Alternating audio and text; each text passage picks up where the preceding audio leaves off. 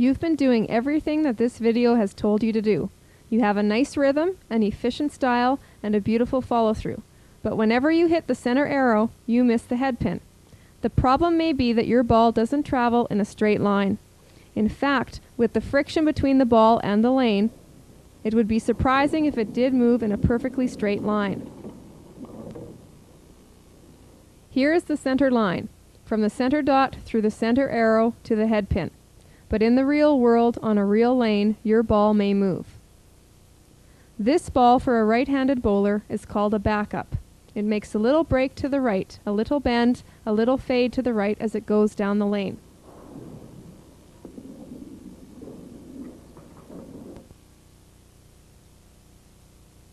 A ball that goes down the lane and makes a break to the left, has a little bend to the left, the path moves to the left, is called a hook.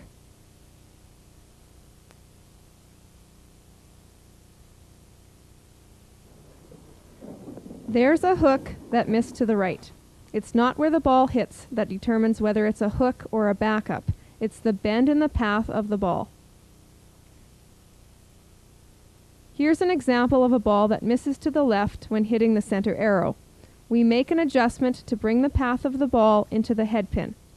The adjustment that we make is to move the starting position a little to the left. That moves the ball a little to the right because we are pivoting over the center arrow.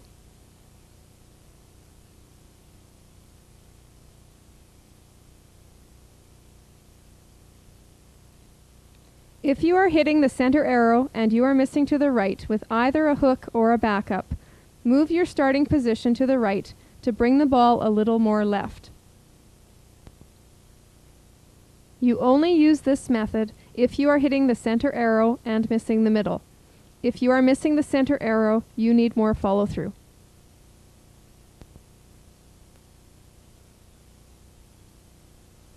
If you are hitting your arrow and you are missing to the right, move right.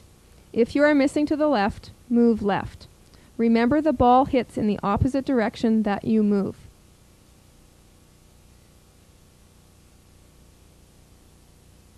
Let's go back to the corner pin spares. When you wanted to hit the right corner pin, make the ball move right, you went to the left side of the lane. For the ball to be on the left side of the lane, you moved your starting position to the right. Where the ball will wind up is always in the opposite direction of the move that you make. Here the bowler is throwing a backup which misses to the right. The bowler will move the starting position to the right, and because we are pivoting over the center arrow, the ball will come into the head pin. A movement to the right causes the ball to be a little bit more to the left.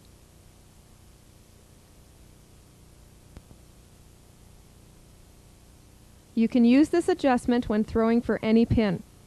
Here is a straight line toward the corner, but if you throw a backup over the center arrow from that same spot, maybe it misses to the right.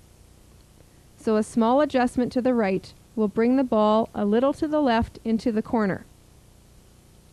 This is a powerful strategy. Everyone's ball moves a little differently, and your ball will move differently at different bowling centers. Where you stand in one bowling center to hit the head pin may not be the same place that you stand in another bowling center to hit the head pin. You may have to make an adjustment of a board or two, left or right. If you've adjusted 2 boards to hit the head pin, the same 2-board move will help you pick the corner.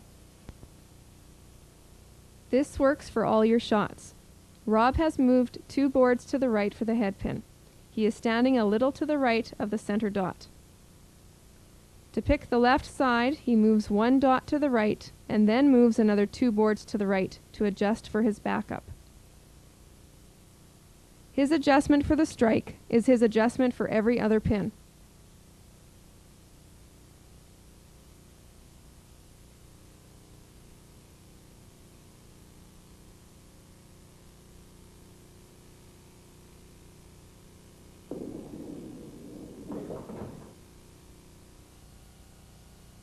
If you have changed your starting position to adjust for the movement of the ball when throwing a strike, the same adjustment will usually work when shooting for the 3 pins or corner pins.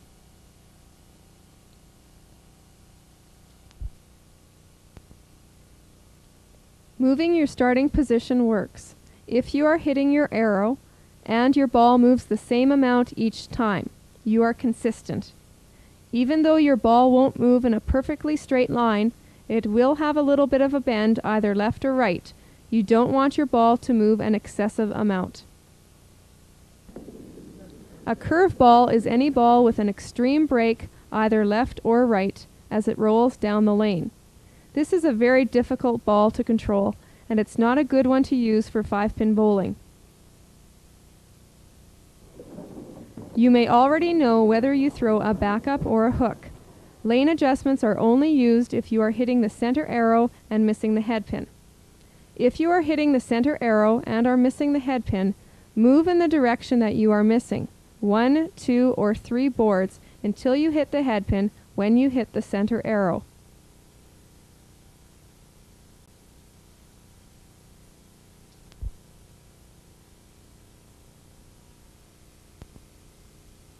If a right-handed bowler releases the ball with a clockwise rotation, a backup is the result. A counterclockwise rotation creates a hook. Too much rotation creates a low score. Here's the release of a hook. The release of another hook. And now the release of a backup. There, got it? The release happens too fast to catch unaided. In stop action, you can see the fingers spread on the ball and the hand is behind the ball. It's almost as if his fingers are going through the ball.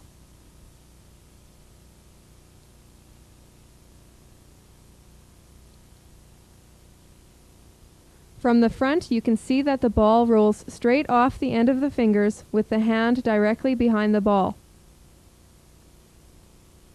The ball is being released right beside the sliding foot.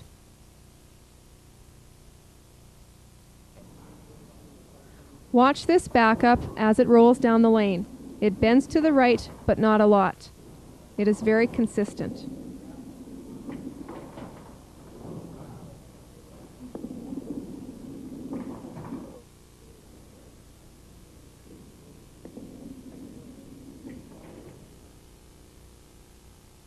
The hand behind the ball gives the bowler control and accuracy.